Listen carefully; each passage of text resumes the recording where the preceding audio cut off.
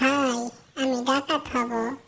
আমাকে আপনি ডাকাত দলে নিতে পারেন ভাই? আর তুই এত সোজা?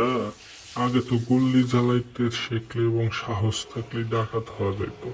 এখন নতুন প্লাস যোগ হয়েছে, ডাকাতি করতে গেলে গান নাচ এইসব শিখতে হবে। পাবলিক যখন ধরবে, সেনাবাহিনী যখন ধরবে, তখন তোরে গান গাইতে হবে, নাচ দেখাইতে বলবে।